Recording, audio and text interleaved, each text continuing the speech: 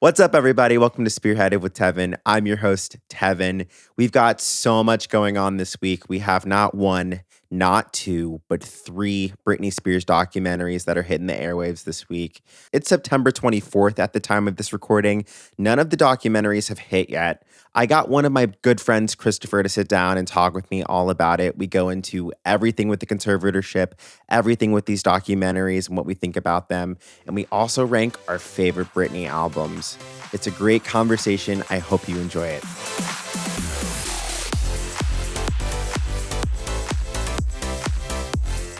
Oh my gosh. It's Christopher. How are you? I'm doing well. How are you? I am doing so good. I'm so glad that you were able to do this. We're so excited to have you on the podcast. For those who don't know Christopher, he is like my sole person on Twitter. He's so funny. And I just knew I had to have him on this podcast because he offers such a great commentary. And I never stop laughing when I read his thread. I think we actually talk in code on Twitter. We do. So We really do. yeah, if I think if people like read our conversations, they would have no idea what we're talking about. It's true. They really wouldn't. So, They'd be completely lost. yeah, I know. So, I mean, we have so much to get into today. They announced that there are three documentaries that are coming out. The first one being the FX follow-up to Framing Britney Spears. This one's called Controlling Britney Spears.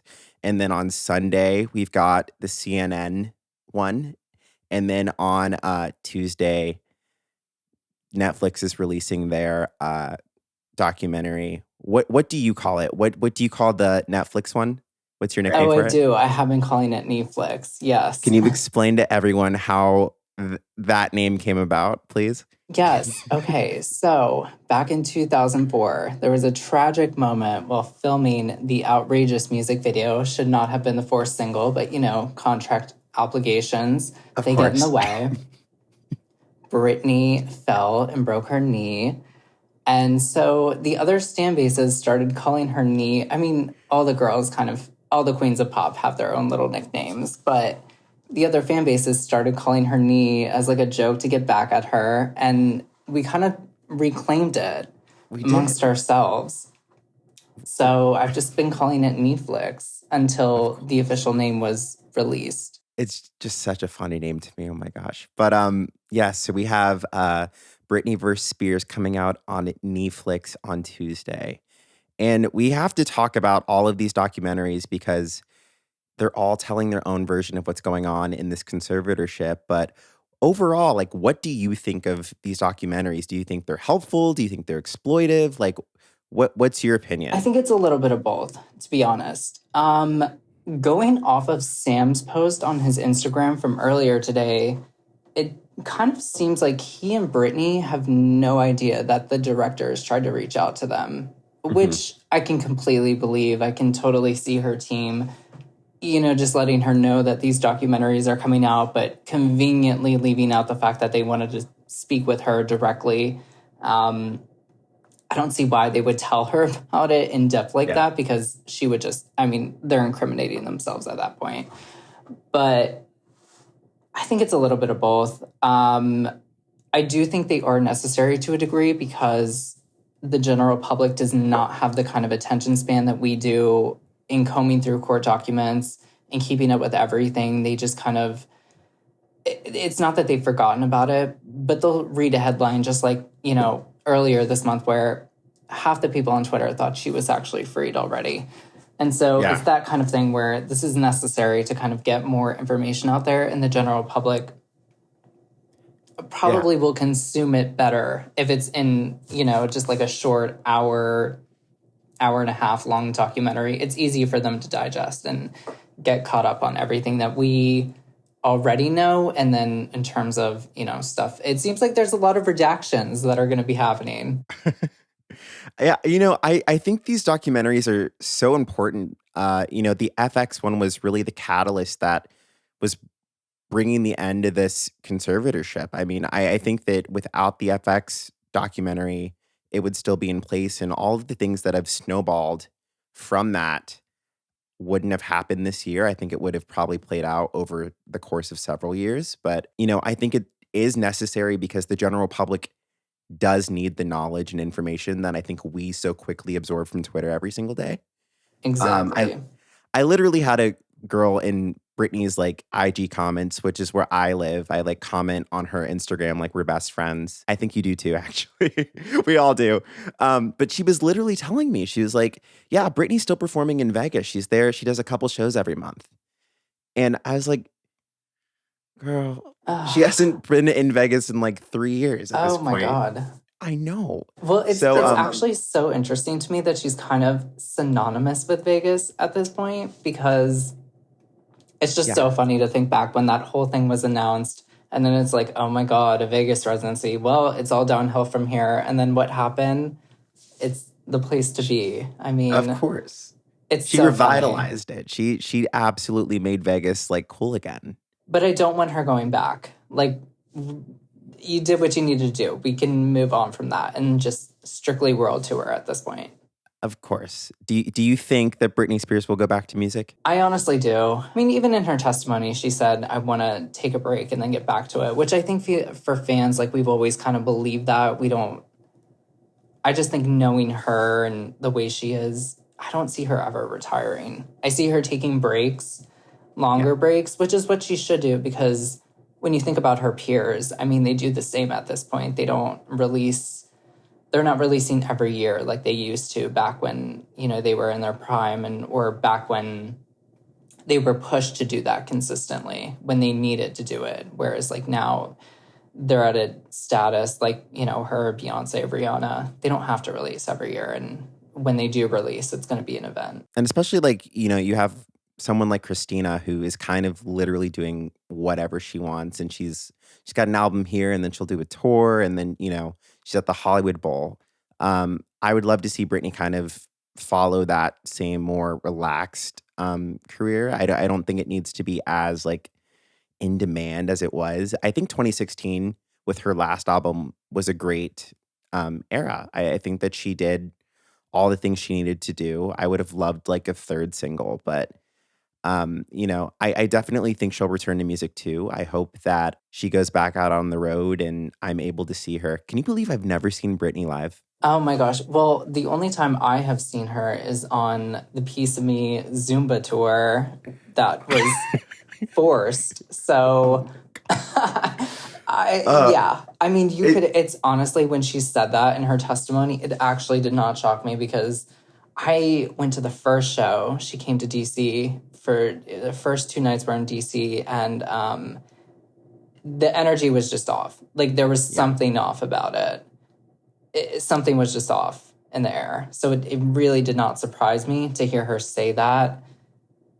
It was the tour, I think, in my opinion, was a hot mess. You saw her making up this choreography on Instagram, and then the next night it was in the show. Yeah, literally just a workout for her. But at the same time, like, looking back now, knowing what we know, it's kind of funny that she kind of just was like, I don't give a fuck about this tour, so I'm just going to incorporate my workout moves, and that can just be the choreography. This is what you're going to get. You're going to force me to do this? Well, then I'm not going to work hard. I love that. That is such a her thing to do. It's like a fuck you to her team. She's going to go out there. She's going to sleep her way through the choreography, and she's going to collect a check. So it's very circus tour, like.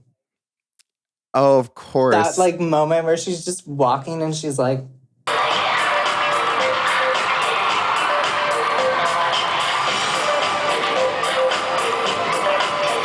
Okay, I'm done. Yes, I love handography knee. I love hair knee, where she's just flipping her hair. Which I think that's what the circus tour was. It was just hair flips. Yeah. So I love her. Circus is my favorite tour, by the way. What's your favorite tour? I would say circus too. The set list, the stage itself, the costumes, the going into the air, the mirrors, like all of it. All of it was such a production. I think it was because that was the tour where she was really treated like a legend. Like everything about that tour was like, oh, this is like someone who's like legendary right now. Whereas like Onyx is like, this is someone who has come into their prime. Mm-hmm. Circus is like, okay, established legend at this point. I mean, she really, I think what also made the circus tour so iconic is that there was this sense of like she's back and she's better than ever, but also she still doesn't give a fuck. Like it was the first time I think that we saw Britney like on stage, but she was like chewing gum. Right. I You don't know? think we've ever had a show where she just blatantly like stopped the choreography in the middle of it and was just like, I'm gonna stand here, like I'm whatever. This is what you're getting. Yeah, right. I thought the first night of Vegas when she went to Vegas, I thought she was gonna like just like sit her ass down on one of the wings and just eat Cheetos and like have a frappuccino. So still waiting for that. We'll see. But yeah, I just that tour right there. I Wouldn't think you it love really though for her to elevated. do that? That actually reminds me, sorry, not to cut you off, but that totally No. reminds me of like Madam X. I saw Madam X, and throughout the show, I think what made that show so special is Madonna just like in between songs, she would like just have like a whole conversation with the crowd. I mean, at one point she went into the crowd and like drank a guy's beer and then just gave the empty cup right back to him. She did like a whole like monologue while like a mirror is like on stage, and then she's like sitting there doing her makeup and just like a whole like rips into Trump. So I would just love to see like Britney have such a like mellow concert like that where like in between Mhm. songs she can just like eat Cheetos, drink her frappuccino, get re-energized, talk to the crowd about whatever's on her mind in that moment. I would love to see like such I a would love that relaxed too. show like that.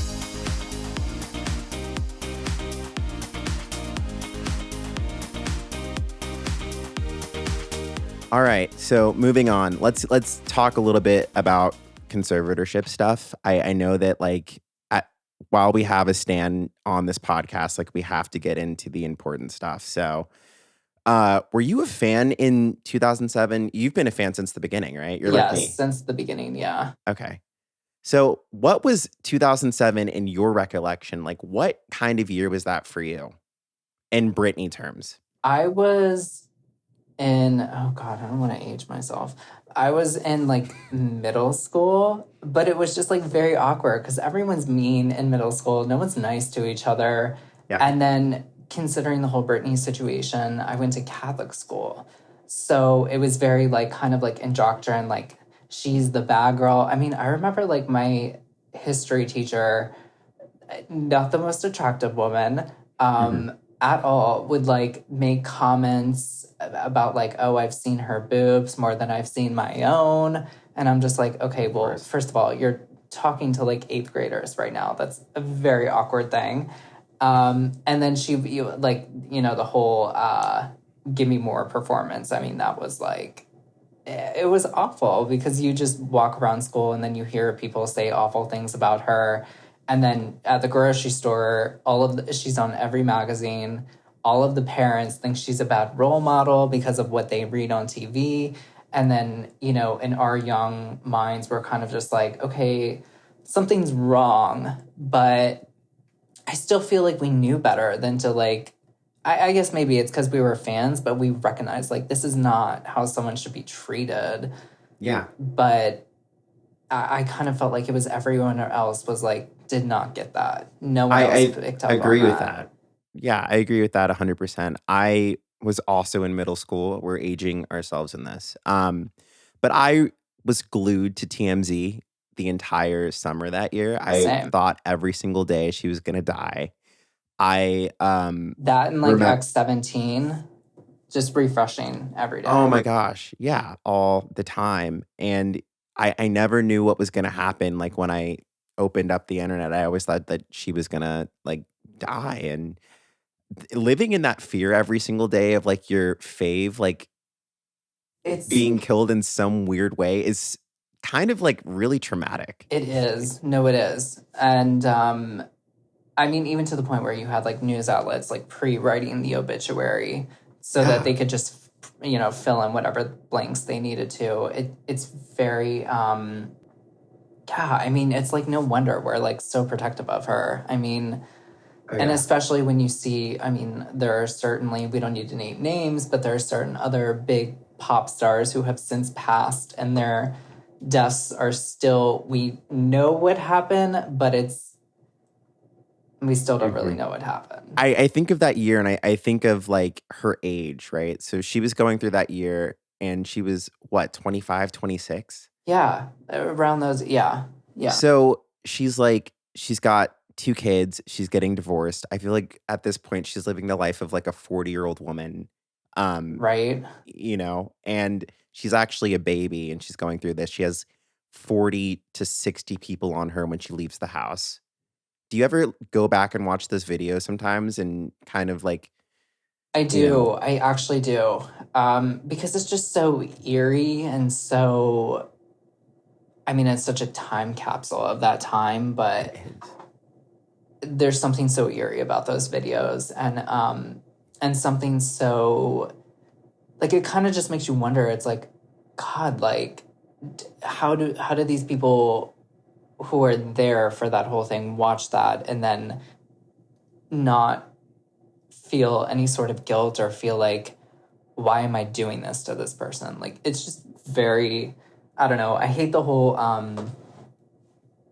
mantra that the locals come up with where they're like, oh, well, they asked for this. It's like, first of all, no one getting into that industry ever thinks that they will reach some sort of magnitude where they reach a level of fame where it becomes, it's not fun, it's now scary, and it's now life threatening, and it's now, I cannot do certain things that other people get to do because people just simply won't leave me alone.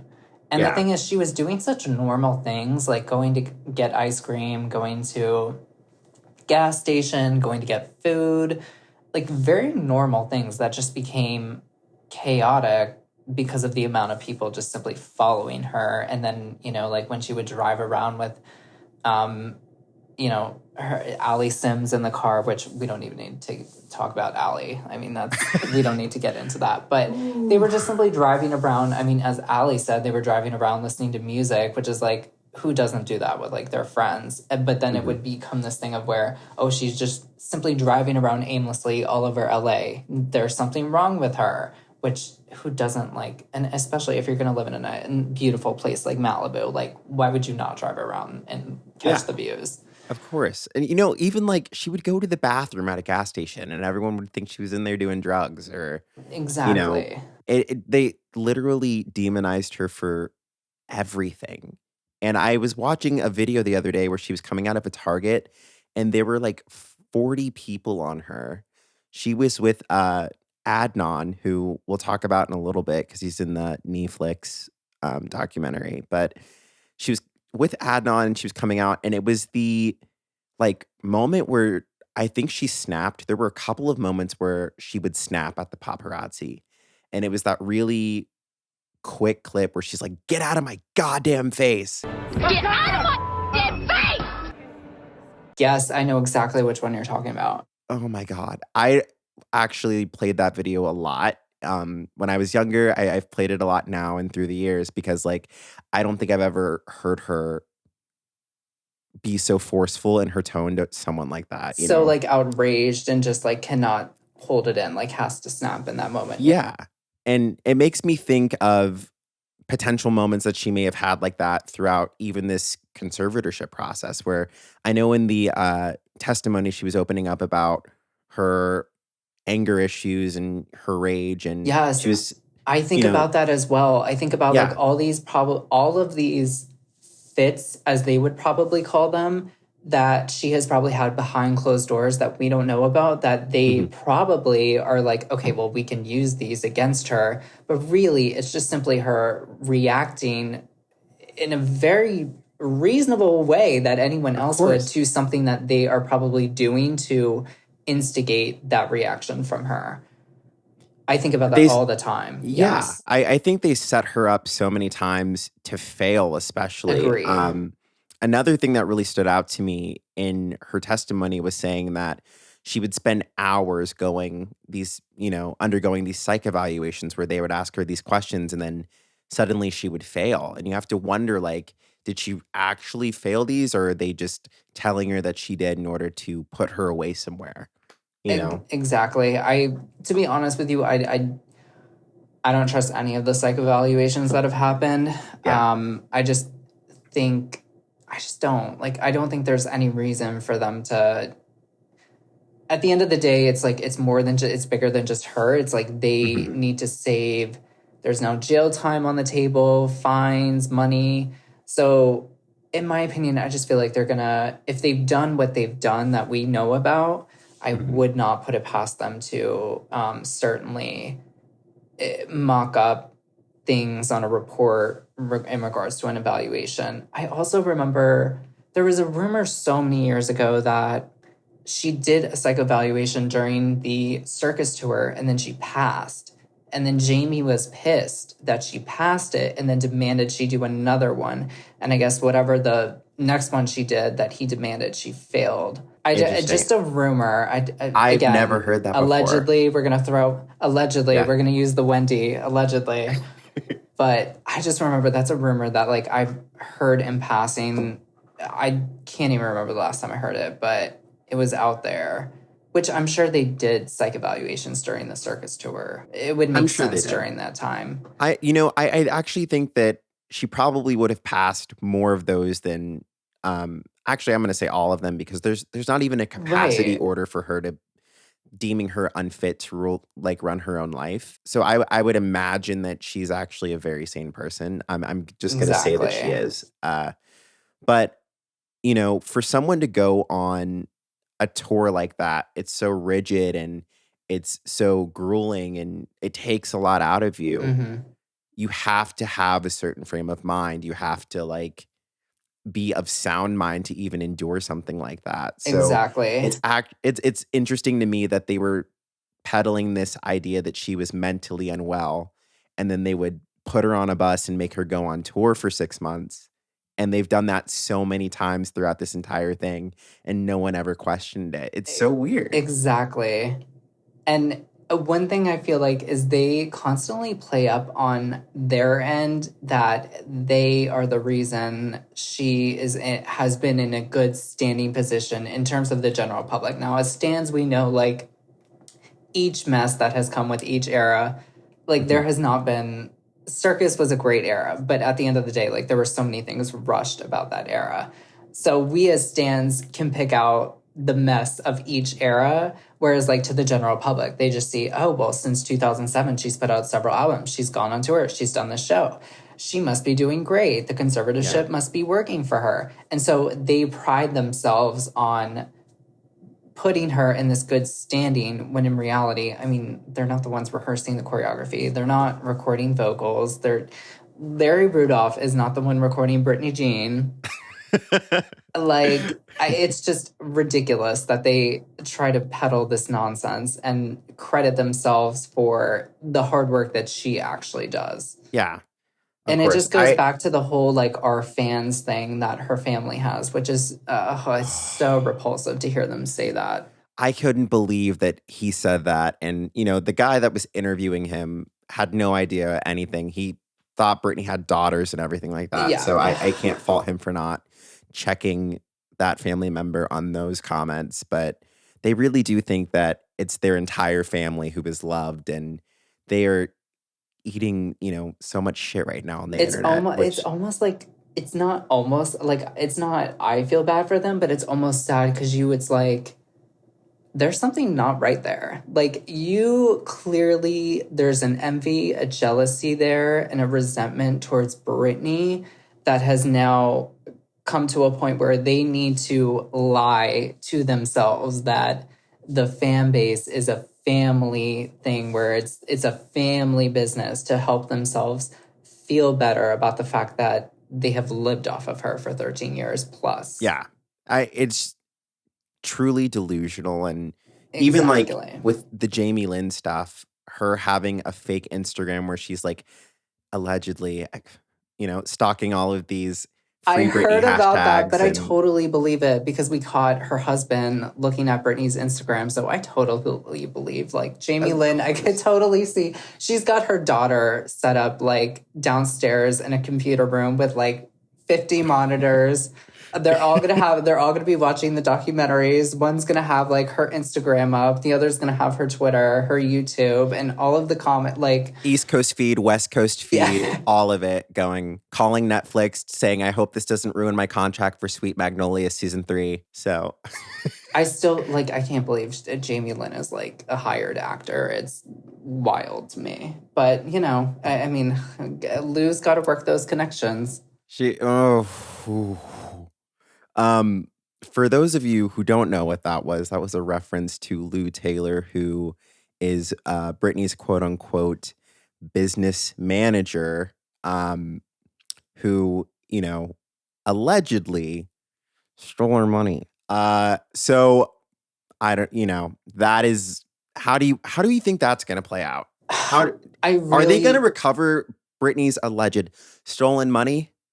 I don't know, because it's like, do any of them even have like enough money at this point? I feel like it speaks volumes that they all want her. Well, not that it, I mean, of course they want her to pay for it, but a part of me feels like even the money that they've stolen, I don't think they have it anymore. I feel like they probably, well, Jamie at the very least, we all know his money management skills. But so, I mean, we all know he can't pay it, but I just don't feel like, I don't think Lou Taylor has enough money to pay on her end whatever she would be in charge of paying. And so she'd just be paying, I don't know, like what, like monthly each month for the rest of her life. So a check to Britney. They better finance her ass out of there. You know, and especially I know Jamie doesn't have it because he has her freaking tour furniture in his front lawn. Yeah. Like, it's like, you know. That Femme Fatale, the Give Me More Egyptian remix with the, what was that? Like it was a swan type of, yeah. Sitting in his front yard. That kills me every single time. But he wonders why fans are curious to come up on his property. Like, okay, you're inviting company with that. Do you think he's really living in a trailer right now? I hope so. That's how I like to envision him at this point.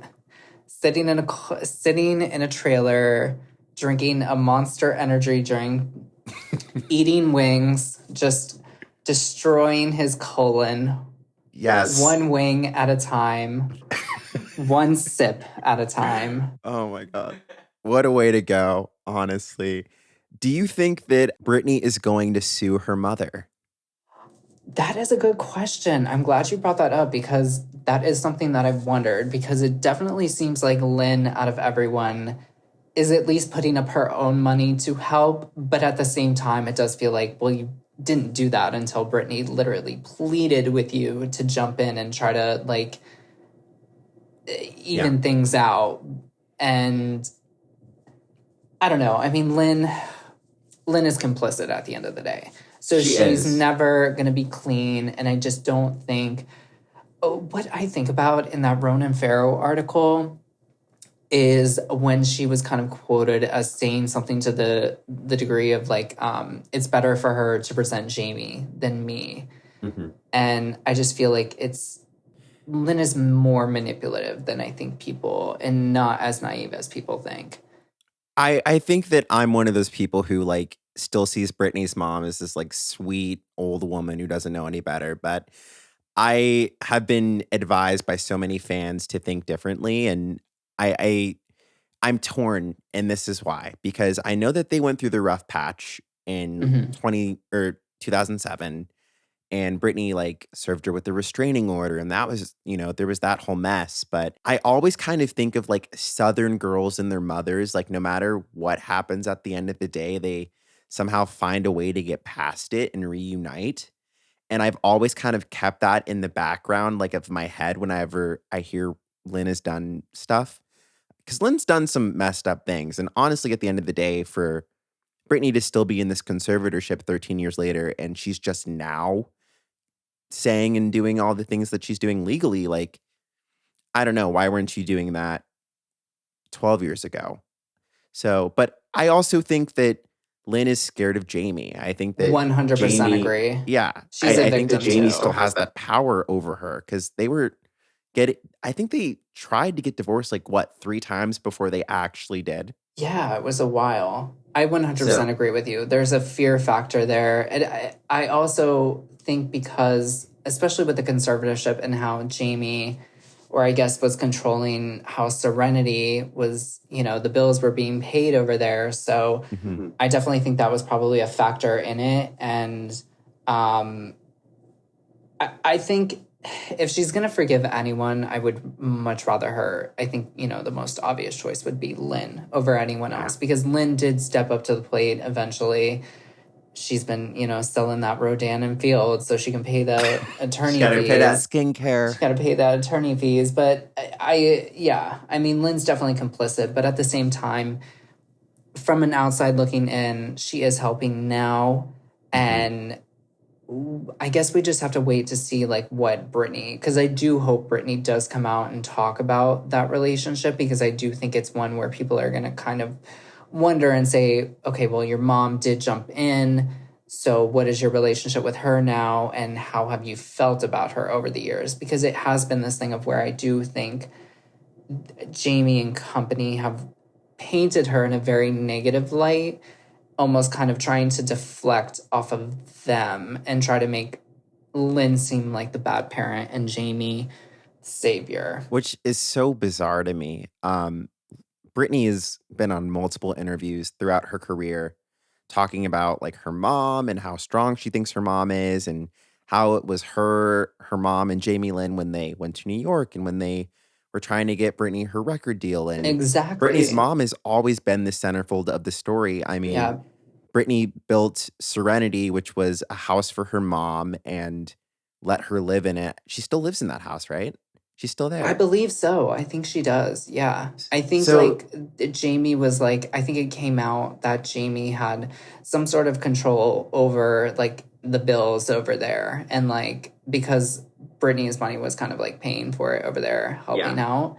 And so because Jamie was, conservative of the estate, he had control over like, you know, whether Lynn's getting paid or not. I almost feel like this whole thing with Lynn, there's probably so much to it. I'm sure she has done some really messed up things to Brittany, and we'll just have to see like what kind of toll that's taken on their relationship. Because when Brittany was in court and she said, "I want to sue my whole family," I think everyone took that as like, I'm suing every single one of you. I did for sure. And I wouldn't, if she did decided to sue Lynn, I think she's completely within her right. If she decides she wants to sue everyone but Lynn, I would also understand why. Because Lynn is the only one that ended up stepping up, even though it took her late. But also, again, going back to Lynn, I just can't imagine like, kind of living in fear. Like, are my bills going to get paid this month? Mm-hmm. And it's just scary. It's such, a mess. I hope moving on from this, like, they can be okay. But moving on, so obviously we have the documentaries coming up. I want to talk to you about the Netflix one because I think we both kind of know a little bit more about that one than the other two. So in this documentary, it's got Sam Lutfi, which it's I have been pronouncing and spelling his name wrong for the last however many years of my life. I thought it was Sam Lufty. I've heard that, but I've heard that from other people. Like, you're not the only one. Okay. Like, I almost feel like some media outlets have used that before. Because I've heard that just as often as I've heard Lutfi. And I've questioned it. Like, I had to go to his Twitter page to, like, get the confirmation. To verify. Oh, my gosh. I realized it the other day, like, when I was texting you about it. But so he's going to be appearing in this documentary. And for those of you who don't know who Sam is, he is Britney's former quote unquote manager. He was there for her during like 2007, during all the hard stuff. And he is kind of the one who a lot of fans think was doing a lot of shady stuff, drugging her and putting her in situations where, she'd be in harm's way and inviting the paparazzi into her home and just doing all this messed up stuff. But in recent years, Sam has kind of come out and been on this redemption tour. And I think a lot of fans who who weren't around during that time, they're giving him a chance, which I think is so bizarre. They're I like agree. eating up everything that he has to say. Yeah. So what do you think of Sam Lufty? I think I look at it as there are two evils. Like Sam Lutfi being evil does not make her team and family the heroes. I think they're both evil. Yeah. I just think because there's, a familial relation that they obviously have the upper hand to be like, we're cutting this one out, which, he needed to get out of her life, but certainly not in that way. It almost felt like they were punishing her for the fact that he was in her life. And it's just so unfair. But I just feel like as far as fans reaching out to him, I just think like, let him talk because he's going to talk regardless, and let him leave whatever breadcrumbs he wants, whatever text messages he wants, because ultimately, if the family sees that, just let them turn on each other and spill the secrets that each other have kept about one another, because I feel like that's going to help us get closer to the truth. I would never 100% trust Sam Lutfi with the truth, but I also wouldn't trust our team with the truth. And so I feel like if they both, on their both ends, come out with stuff about one another, then we can the rest of us can absorb it with the recognition that both ends are evil and not good. And then it paints a much clearer picture, because if we're only getting one side. So I think just let Sam talk, because clearly it's all he has going on in his life. He's still got a chest of Britney's old cell phones and demos and pictures and all of that. Like, very weird that he's still keeping all of that. So his life clearly still revolves around this. So I think I feel like he will try to come back in, but I don't think he's going to be successful. And I don't think anyone has to worry about that, because I just don't see any scenario where she's like, let me go back to the guy who helped me get in this spot in the first place. Like, I just think anyone who's been putting that out there is so delusional. I do hope that, there is a restraining order right now that's active, I believe, but I hope it continuously gets renewed. Yeah. He's such a predator, in my opinion. I mean, he was the one behind Amanda Bynes's Conservatorship, that video is so eerie, because when she's at the airport, she had just gotten off the plane, and then you can hear her on the phone with someone talking about Sam Lutfi, and then she mentioned something about he helped Britney. At least he seems like an ethical human being and a kind hearted man who wants to help Britney out, as opposed to send her into a mental hospital. How dare you? My parents are insane, and that's it. Amanda, are you worried about what's going to happen to you? I'm never worried. I have no fear. You have no fear? And it's chilling to think that she got into a car and then was taken straight to a facility right after, and had no idea that was about to happen to her. Yeah. I mean, he's such just I have no good words about him. I think he's awful. I remember his testimony a couple years ago where he was deposed and he had revealed that Britney was on meth in 2007 and all this kind of stuff, completely contradicting what the nanny who gave a statement to TMZ back in 2007, she had said that Britney never did drugs and never drank, and she lived in that house, and Britney was never on anything. So for Sam to say that she was on meth, I remember that being I feel like this isn't true, I believe she also, that same nanny was, oh God, if I'm getting this wrong, I hope I'm not, but I believe she was on the Toxic podcast recently talking about how there was a night where he was kind of in, I want to say the study, and he was kind of just overstaying his welcome, wasn't leaving for the night, and she and Britney were just kind of very uncomfortable about it, and they were kind of just why isn't he leaving? And he kind of just made himself at home, staying over there. So I'm more inclined to believe her over Sam Lutfi. I don't feel that's the second time she's come out to talk, and the last time she talked was back then. So she has nothing to gain, clearly. She hasn't been talking about it for years. He's such a leech. And living in LA, you become very aware of like who the leeches and the social climbers are, and he is the definition of that. He is just I don't know. You look at him and you feel gross. And he's also been spotted like around Miley, and of course he's entangled with Courtney Love, and she's been very vocal about her disdain for him. It's too much, and I hope that he is kind of ousted a little bit in this industry. No one who is like accredited works with him. I wonder how he makes money, to be honest, because I don't see like how he can work. Like, where is he like working? hawking what does he do? demos somewhere. Like, what does he do? I guess he can always. There will always be someone who will welcome him to give any sort of soundbite on that era with Britney, because he'll always be able to get a soundbite off of it. Just like Perez Hilton is always going to be able to like.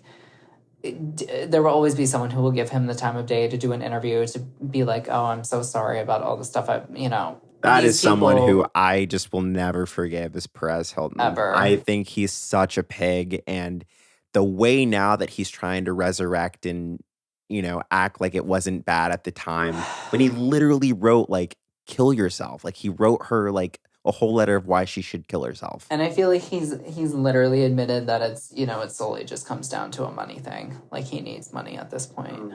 Also in this Netflix documentary that's coming out, Adnan Galib is going to be in it.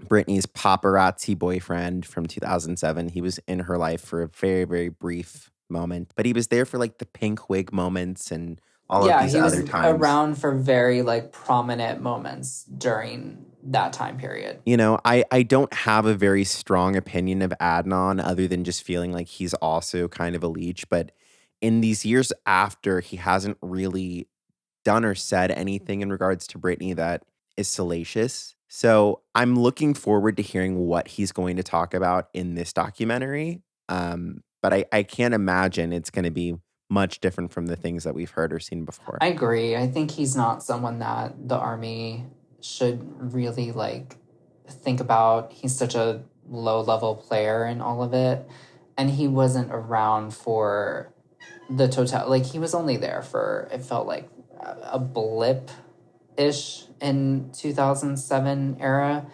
and then he just quickly removed. Yeah. To me, he's always said like nice things about Britney, and in the preview he continues. I feel like he just really will continue to have her back, will not hesitate to be open about how she probably confided in him about not trusting her own family. And so when I think when it comes to that, he's harmless, but I also completely agree with you, like 100% a leech. The way he used to like, was it him or Sam that used to invite the paparazzi in, or was it both? I feel like it might have been both. Maybe it was because I don't know where her and Adnan met, but it could have been. I don't know for sure. Maybe he invited them in, and Adnan was one of the ones that came in and stuck. Okay, so moving on, we got into some deep stuff there. I think I want to end this on such like a lighter note. Let's rank our favorite Britney albums. Absolutely. For sure. Okay, you go first, because I'm actually curious. Okay, so first, I mean, at the top, it switches between In the Zone and Blackout, depending on my mood. As it should. I guess today I would say In the Zone. I usually have it second, because it will always bother me that like Brave New Girl made the standard track list over a masterpiece like Don't Hang Up. But I'll put In the Zone first today, and then Blackout, and then controversial choice, Britney self-titled to round out the Trinity. Girl. And then I'm gonna say Oops, because it has all the classics, and then followed by I feel like it's gonna get me in trouble, because people are not gonna like my Circus they're not gonna like where I put Glory. So after Oops, I would say Circus. And I say that because of songs like Unusual You and Phonography. I will say that for Circus being such a rushed album, because like it came out like within the year of her. Yes.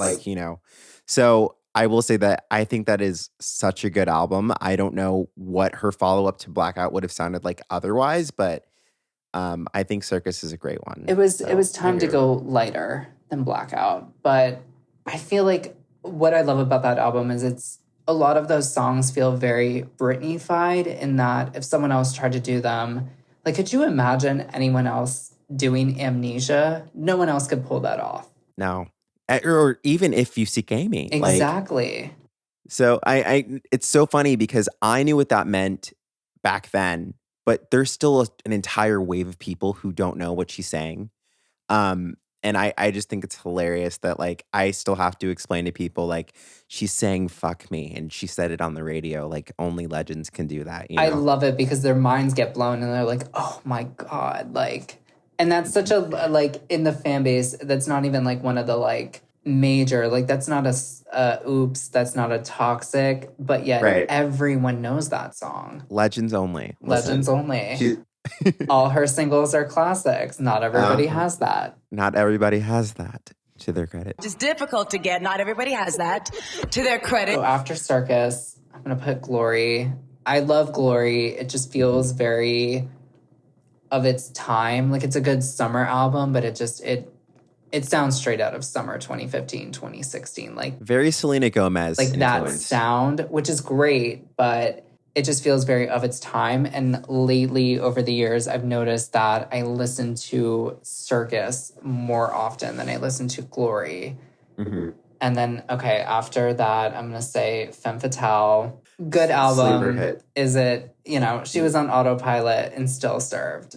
Who else can do that? It's my favorite horror film, actually. No, seriously, it's so funny. I have all the DVDs and I will never get the Femme Fatale DVD. I refuse. I will not buy it. Poor girl. And then, okay, after Femme Fatale, we have the debut. The best song on there is Born to Make You Happy. If You Know, You Know. Mm-hmm. And then last and certainly least, Britney Jean. We love Maya Marie. Oh my God. Brightest Morning Star is a wonderful song. It's so good. And I love how the photo leaked of her like handwritten lyrics of that song. Yes. Felt very Britney to me when I first heard it. Did I tell you that I saw Maya Marie at lunch once and I was like totally shit talking her? I think you did, yes. I had no idea she was there. Story for another time, but I will never live that down. Okay, so this is my ranking. So Blackout is number one. Timeless classic album. It's still so fresh. Love it so much.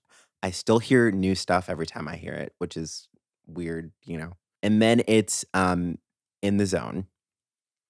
Early Morning has somehow become my favorite song. No, but Taste. I definitely had like that awakening. I think as we got older, like we realized that song is the shit. Yeah, Whereas like I feel like when we were younger, it was a song that would like we didn't dislike, but almost fell into the background in terms of other songs. And I think for the longest time, I was like, it doesn't sound like her on the track because she's doubled with her backup singers, I think, on that one. But anyway, sleeper hit. Love that song. My third is Oops. So Oops rounds out my trinity. I think Oops has such just pop perfection all over it. It's got all the classics and it's just, that little note that she does on Where Are You Now is just forever ringing in my ear. The greatest note of her career. Yes. I mean, Whitney Houston come into play. I think Glory is going to be my fourth. Very of its time, as you said, but I think that I like kind of the more mature, like Britney meets The Weeknd is what they called it back in the day. But I like that song for her. So If I'm Dancing is like one of my top 20 Britney songs, I think. Oh my God. Like just that song it doesn't matter how many times you listen to it. It never gets old. It'll sound good at any point. I actually heard the leaked song when I was like working at Starbucks back in the day and I lost my shit. Like I had to like leave the floor for 20 minutes because I was like cheering up and down. Do you remember like when that album it leaked on like one of the Brazilian stands like played the full album on like a live stream from his phone? Or At I least, think like, from like a CD player because he got it from like a Target that was already selling it. And we like all listened, and that was our first time hearing that album. We were like, oh, it's so good. it was like a full 2 weeks before the album came Yes. out. Oh my God, I was so happy. I would say Circus is my 5th. And then it's self-titled. And then it's Femme Fatale. Drop Dead Beautiful was my song back in the day. Whatever happened to Sabi?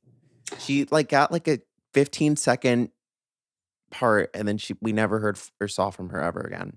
She is somewhere in a kitchen steaming up a pot full of vegetables. Steaming like a pot full of vegetables. I can only hope. I want that for her. Love her. So rounding that out is I just said Femme Fatale, and then it's the first album, Baby One More Time. Not because it's bad, it's just dated. Exactly, yeah. There's nothing wrong with that because that's that sound we grew up with. Of course. So, I mean, to our ears, we're always going to love that.